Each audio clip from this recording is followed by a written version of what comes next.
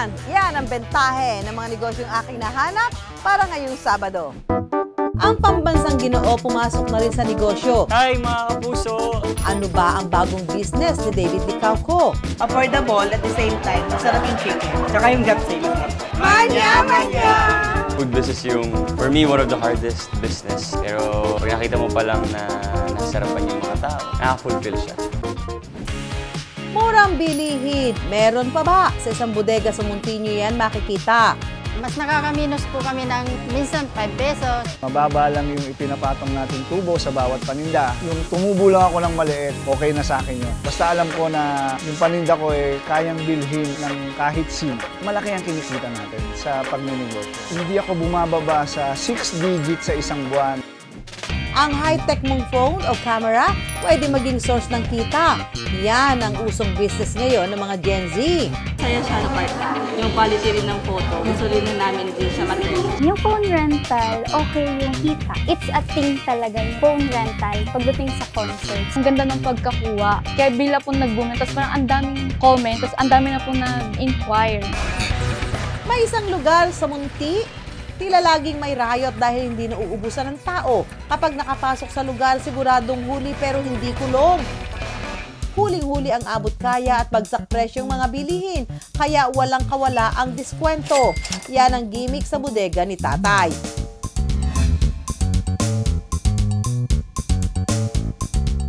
Sa panahon ngayon, kaunti na lang daw ang mabibili ng 1,000 piso. Kulang pa lang yun.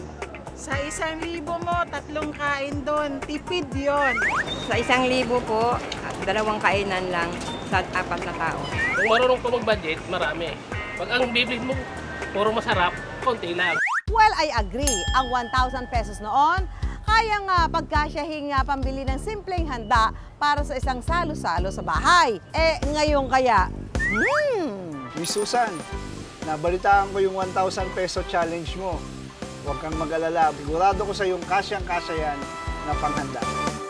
Ito, spaghetti pack for 120 pesos. Tinapay for 54 pesos. Fruit cocktail for 84 pesos. Luncheon meat for 88 pesos only. Pansit bihon, 18.50 ang isa. Dilata, 28 pesos kada isa. Longganisa for 85 pesos. Meron din tayong pork tapa for only 80 pesos. Ang total po nating babayaran ay 994 pesos. May sukli pa po kayong 6 pesos. wow! Ang bigat ha! Kaya pala mabigat, ang dami laman nito ha, 1,000 pesos. May sukli pa ako, pan-tricycle. Ba? Malaking bagay ho ito talaga. Makahanap tayo na kung saan tayo bibili ng mura. Okay, tricycle please. Sa mga kumari kong best in budgeting, siguradong may award kayo sa tindahang ito. Mas nakakaminos po kami ng minsan 5 pesos. Ang bill ko po ngayon ay nasa 12,000. Sa iba pong grocery po yon ay abutin po ng 15. Sino mag-aakala na sa pagtitinda sa karito noon, makapagpapatayo ng grocery store ngayon? Ang bright idea ng bagsak presyong paninda galing sa dating OFW sa Kuwait na si Alvin. Dahil sa wala akong trabaho dito noon, naisipan ko magtinda. Kaya gumawa ako ng isang maliit na kariton. Ipinwesto ko sa harap ng munisipyo ng Muntinlupa. Nilagyan ko siya ng mga face mask, alcohol, mga niripak na kape, asukal, at mga konting dilata.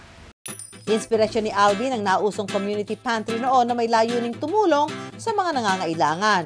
Pero dahil negosyo, kailangan pa rin kumita siyempre. Kaya ang maliit na patong sa bawat produkto tinangkilik ng kanyang mga mamimili. Matapos lang ang 8 buwan na pagtitinda sa kariton, nagkaroon na ng sariling pwesto si Alvin. Yung pwesto ko na 2 kwarto na yon, napuno ko siya ng paninda. Talagang dinadayo nila ako, iba't ibang lugar yung nagpupunta na sa akin, nabalitaan nilang mura ang aking mga paninda. Doon ko na naisipan na ikuha na ng mas malaking pwesto. Ito na ngayon yung bodega. 2022 nang magbukas ang grocery store ni Alvin o mas kilala bilang bodega ni Tatay.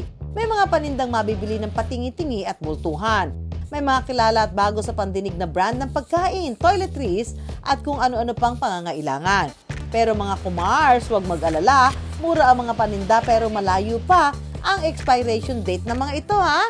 Unang-una kasi kung bakit ko siya naibibigay ng mas mababang presyo kumpara sa ibang tindahan, mababa naman talaga ang overhead ko. Makikita nyo ang ating bodega, wala naman siyang aircon, nakadirekta naman ako sa mga malalaking supplier. Yung mga presyong nakukuha ko sa kanila sa bultuhang pag-angkat ko sa kanila, naibibigay din nila sa akin ng mas mababang presyo.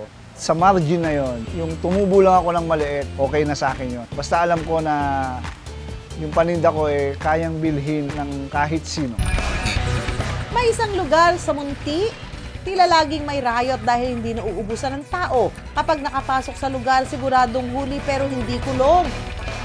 Huling-huli ang abot kaya at bagsak presyong mga bilihin, kaya walang kawala ang diskwento. Yan ang gimmick sa bodega ni Tatay.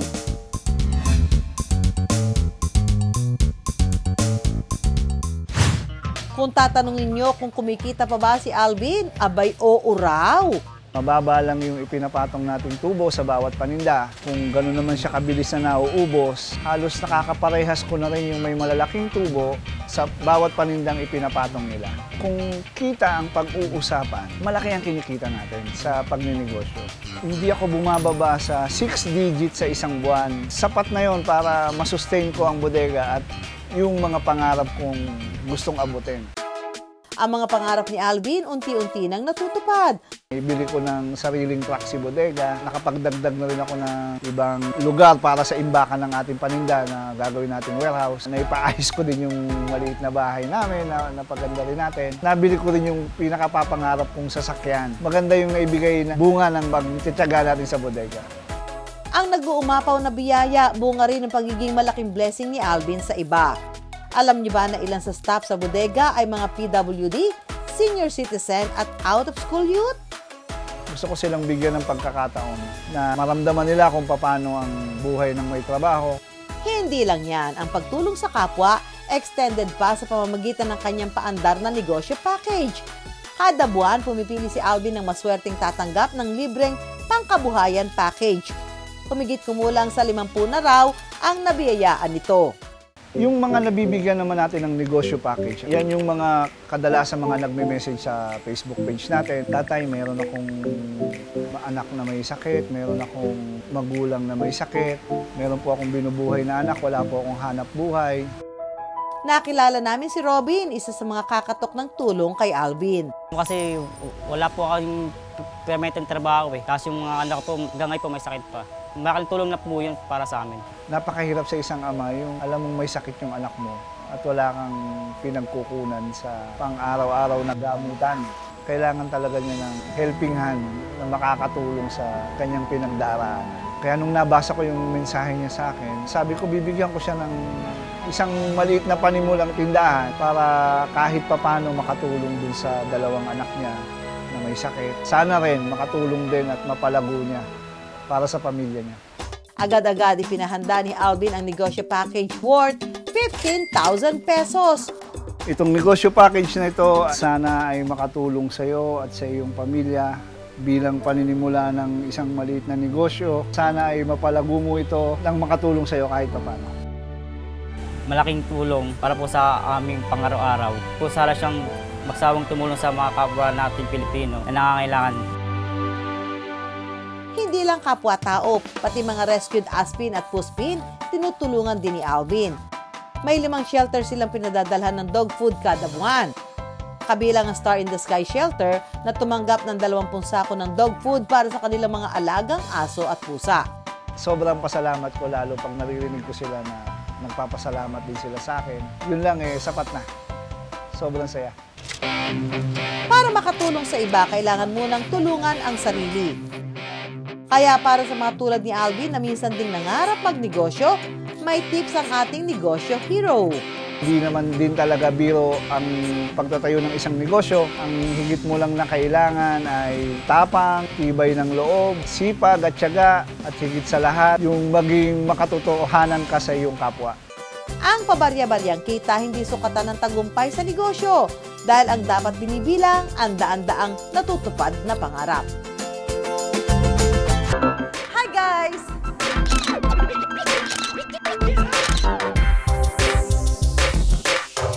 Ay, ba't gano'n ang labo? Malabo pa sa relasyon nyo. Char. Hindi, pero seriously, gusto ko sana ng good phone, magandang phone dahil meron akong pupuntahang concert. Don't worry po, Ma'am Susan. Kami ang bahala sa'yo. Talaga ba? Promise, ha?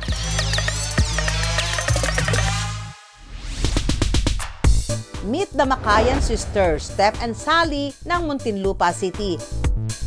Halos isang dekada na raw silang K-pop fangirls.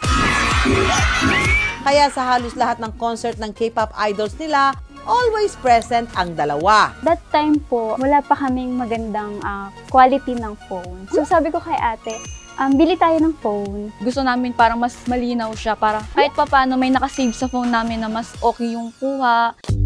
Hindi raw inakala na magkapatid na ang pagiging bias sa K-pop ang mag-uudyok sa kanilang magnegosyo. It's a thing talaga yung phone rental pagdating sa concerts. So sabi ko, pagkakitaan na din natin. Hindi tayo bibili ng phone para lang sa atin, para sa personal use, kundi gusto natin magkaroon ng extra income.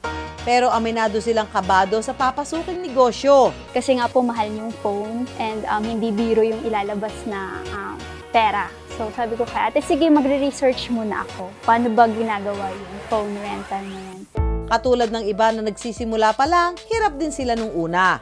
Halos 1 month bago kami makakuha ng renter namin. Isa sa mga struggle namin is yung biyahe po talaga. So meet up lang. So ang ginagawa po namin is commute. Maghihintay na kami doon hanggang sa matapos yung event. Nawawala naman yung pagod. Kasi syempre nakita naman si renter na masaya siya and satisfied siya dun sa pag-rent. Mahalaga din po na maganda yung quality, lalo na po sa mga pag may events, ganyan po. Sayang naman din po yung mga memories ng mga picture kung di naman po malinaw. Para souvenir naman siya. Maagang namulat sa hirap ng buhay sina Steph at Sally. Driver ang kanilang ama habang kasambahay naman ang nanay nila. Pareho silang naging working student para makatapos sa kolehiyo. Kasi may mga kailangan din kaming, like kung may gusto kami, kahit pa paano, may income naman na nakukuha. Ngayon, bukod sa rent-a-phone business ng magkapatid, nagtatrabaho rin sila bilang mga administrative staff sa isang kumpanya. Yung phone rental, okay yung kita. Pero syempre, hindi yun sapat para dun sa pang-araw-araw na pangailangan. So, kahit may work kami ni ate, marami pa rin mga bills, ganyan, na babayaran. Hinuhulugan pa ni Steph at Sally hanggang ngayon ang dalawang cellphone na umabot ng halos 185,000 pesos para sa kanilang rental business. Dagdag sa ang concerts at events, kumita na agad ng 25,000 pesos sa magkapatid sa kanilang unang buwan. Nasa 2,500 hanggang 3,000 pesos ang renta ng bawat cellphone kada araw. Nakadepende ang rate nila sa mga lugar kung saan gaganapin ang concert o event. Bukod sa unit, may kasama na itong phone case, pouch, OTG o on-the-go adapter at power bank. May charge na 200 pesos kada oras kung late na may susoli ang cellphone pagkatapos ng grace period. Non-refundable naman ang reservation fee na 1,000 pesos kung ika-cancel ang transaksyon 2 araw bago ang event o concert. Ngayong araw, sasamahan natin si Steph sa kanyang meet-up sa isang kliyente na galing pang Batangas. Ma'am Marvy po. Yes po. Kayo po sa camera? Yes po, I'm Steph. Nag-search po ako sa TikTok. Doon ko po siya nakita. Medyo malayo yung namin, yung seat namin. Nasa taas kami banda. So, para maganda yung zoom na lang din while watching. Kaya kami nag-decide mag-rent. Masaya siya na fulfilling din sa part namin. Kasi mahal na nga yung tigil. Yung quality rin ng photo. Gusto rin na namin din siya matreasure. Once na may nag-inquire, tatanungin po namin what event, kailan yung event. Doon pa lang, pinapakita na po namin yung requirements. Need po na at least 18 and above. Kailangan ng 2 valid government IDs tulad ng driver's license, passport, UMID ID o national ID para makarenta. Pagka wala po si renter ng ganun po, automatic po, tatanggihan na po namin yun. Kailangan din magpakita ng proof of billing, contact details at ID ng kasama sa bahay. Tinitingnan din ni Steph at Sally kung legit ang social media accounts ni renter. Dapat totoong impormasyon at dokumento ng aarkila ang gagamitin. Tsaka po namin siya sasendan ng reservation details. Pag nag-payment na po si renter ng reservation niya, ayun, doon po okay na kami. Once na nag-meet po kami, bibigay po yung agreement. After ng pirmahan po, papakita na po si unit. Then other inclusions po nung phone rental po. So after that po, kukunin ko naman po yung ID po niya. Once na surrender na po yung unit, good to go na po. Then waiting time naman po ng pagtapos ng event po. Para sa meet up po ulit dun sa pag-return naman po ng unit. Kasama sa ibibigay sa remaining balance ang security o safety deposit na 1,500 pesos upon meet-up. I-check po muna namin if wala pong nawala sa inclusions, then kung wala naman pong nasira sa unit, then tsaka po namin ibabalik yung safety deposit. Aba! Kayo naman pala talaga ang sagot sa problema ko, Steph and Sally. Dahil dyan, let me book one unit and I'm ready to go!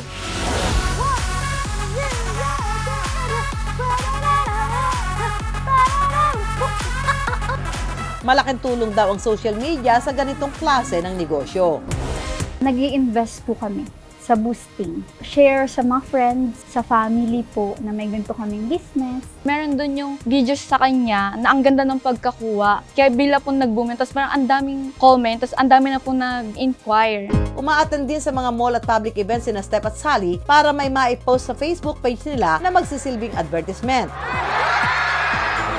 Bukod sa kita na ibinabayad din nila sa mga hinuhulugan pang cellphone, nakapundar na rin sila ng ilang gamit sa bahay. Meron na rin silang naipon at pang blowout sa kanilang mga magulang. So super thankful kami kasi na-adapt namin yung pagiging masipag nila para maka-survive sa araw-araw. Thank you kasi kahit papano, nakikita naman po nila nakasuporta naman po sila sa amin. Bukod sa pera, dapat din daw mamuhunan ng lakas ng loob. Kung gusto mong magkaroon ng ganyang business, dapat fully 100% sure ka. Kailangan lang po maging mapagmatsyag. Tiyaga pong mag-post, patience. Huwag tayo masyadong magmadali. Sa dami ng pwedeng pasukang negosyo, sa diskarte ng pagpapatakbo raw magkakatalo. Basta matyagang plinano ang bawat hakbang sa pagnenegosyo, magiging one click away lang ang pag-asenso. Ang kapuso star na si David Licauco, marami nang nagampanan na roles in life.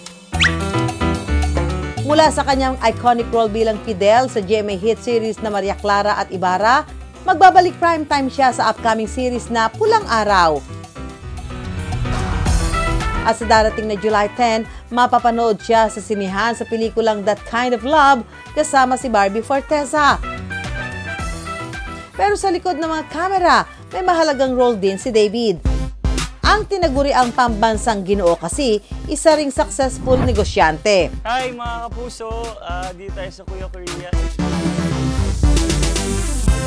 Samgyup in a bowl, iyan ang bentahe ng negosyo ni David. Ang mga Korean food dinibelo para maging pasok sa panlasang Pinoy.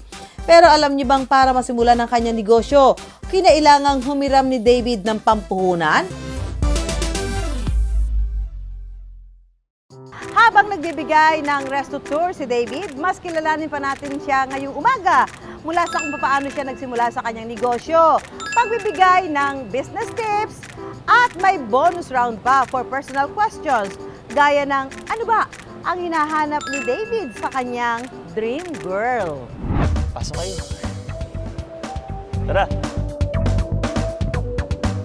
Ang seating capacity nito is 80.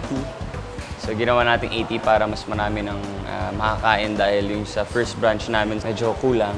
Okay David, ito ang aming first question. Bakit nga ba food industry ang naisipan mong negosyo? Dahil mahilig ako sa pagkain. I think food business yung, for me, one of the hardest business. Dahil marami na kailangan gawin eh. Service, product based siya, marketing heavy, operations heavy, pero fulfilling. I think pag nakita mo pa lang na nasarapan yung mga tao, nakaka-fulfill siya. Ano ba ang paboritong pagkain mo? Sisig. Inasal. Ano naman ang paborito mo sa inyong menu? Gusto ko yung bulgogi with rice, tsaka yung Korean fried chicken namin. Homemade ang marinate ng kanilang beef bulgogi. Ipiprito ang marinated beef ng 3 minuto sa isang bowl ng kanin, ilalagay ang napritong karne at saka lalagyan ng spring onion at sesame seed. Ang kanilang bestseller bulgogi, nagkakahalaga ng 215 pesos. Bukod sa rice bowls, meron din silang noodles, sandwiches, Korean chicken, at mga panghimagas na bingsu at milk tea. Ang mga ito na ibebenta nila mula 120 pesos. Mababangan na kasi kami, so malapit kami dito yung work din namin. So, affordable at the same time, masarap yung chicken. Mabigat sa tiyan, yung bibimbap nila. Tsaka yung japsay, masarap po. Pati yung fries, masarap. This is my 6th time being here. The food is very much affordable and it's delicious, yummy. Manya, manya! David, bakit Kuya Korea ang naisipan mong pangalan ng negosyo? Dahil ba ikaw ay madalas sa Korea at napapagkamalang kang kuya? Dahil fusion siya ng Filipino and Korean food. Yung taste profile is pasok sa Pinoy. So hindi talaga siya super authentic. But of course, nandun pa rin dapat yung authenticity ng pagka-Korean. So mixed. Naisip daw ni David ang konsepto ng kanyang negosyo habang naglalakad lang sa isang mall.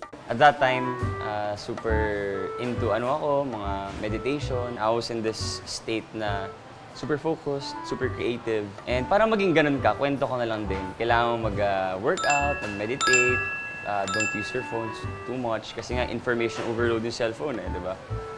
So at that time, I was in that, I call it meditative state. I came across this concept na sangyup in a bowl. Sabi ko sa sarili ko na, I think pwede ko siyang gawin. So, ayun. Kaso lang, pagtingin ko ng bango ko, siguradong hindi kakayanin. Di ba? So, ayun, ang hiram ako. Hindi raw nahiyang umutang si David at katulad ng karamihan sa atin, naging motibasyon ni David ang kumayod para sa kanyang bills. Alala ko nung nagawa kay Kuya Korea, laman na lang ng bango ko, konti na lang talaga parang 20,000 na lang. I think before Maria Clara Ibarra, I wanted to stop na sa showbiz. Because I wanted to focus on my business, ganyan. Pero I think the reason why I continued with showbiz, kaya ako tinanggap yung Maria Clara, which naging super blessing sa akin na for sure, kung wala yung Maria Clara Ibarra, wala rin to, di ba? Matapos ang 8 buwan, nakapag-ROI o Return on Investment na si David. Ang kanyang hiniram na pampuhunan, fully paid na. Alam mo, minsan nga inisip ko na tinatanong ko sa sarili ko kung ano ba yung pinasok ko Kasi tedious siya dahil nakapagod talaga siya. Like, kahapon galing akong taping, nandito ako. I think if mahal mo yung ginagawa mo, lahat naman gagawin natin para sa mahal natin, di ba? Kunwari, sinasaktan ka na nga, game ka pa rin di ba? So, pili ko, gano'n lang din talaga Swerte lang ako na nahanap ko yung mahal kong gawin. David, ito ay medyo mahirap na tanong. Ano ba sa'yo ang definition ng success? Ano to, pang Miss Universe success is when you are willing to help others become successful also.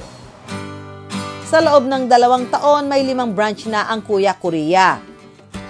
Ito yung manager namin na masipag. Hi ka! Cute nyo. Ba't hinihiya? Tapos ito yung kitchen. Dito nagluluto. Tara, pasok tayo. So ito yung chef namin, si Mike Victorioso. Magaling siya magluto. Hi team! Sinong pinaka-pogi? Ito. Bobby Velus. Okay, ito na. Break muna tayo sa usaping negosyo, sa mga question natin kay David about na negosyo. Ito na yung ating bonus round. Mga personal question natin kay David. David, sino ang top 3 favorite performers mo? Taylor Swift, Justin Bieber. Actually, lately nakikinig ako sa Bini. Ano ang morning routine ni David Licauco? Usually wake up ng 7, tapos mag-workout, meditate, ganyan, kakain, maliligo, tapos mag-work na. Ano ang top 3 favorite projects mo? Maria Clara, Pulang Araw, maging sino ka man. Ano ang dream role mo? Siguro, sports-oriented na show na makapag-inspire ng mga bata. Lastly, describe your dream girl. Dream girl. Yung simple lang, may pangarap sa buhay, alagaan ako. Open for franchising na rin ang negosyo ni David. Bukod sa paraan ng franchising para mas lumago ang negosyo, may mas malalim pa raw siyang dahilan. I think yung vision ko naman dun why I wanna franchise it out is, like, for me to help others din sa pagninegosyo, di ba? So, pati yung mga franchisees ko, parang really talk to them na parang, ganito yung gagawin. Saan naman ako nanggaling, hindi naman din talaga given lahat eh. So, for me to be able to, like, help them, inspire them na magkaroon ng negosyo, di ba? Through Kuya Korea, magagawa ko yung dream ko na yun. Minsan talaga magugulat na lang tayo sa mga biyayang darating sa atin. Ito si David hindi lang sinikap alagaan ng kanyang biyaya. Dahil ngayon, mithiin niya pa itong ibahagi sa iba. O ha? Yan ang tunay na Ginoo in real life.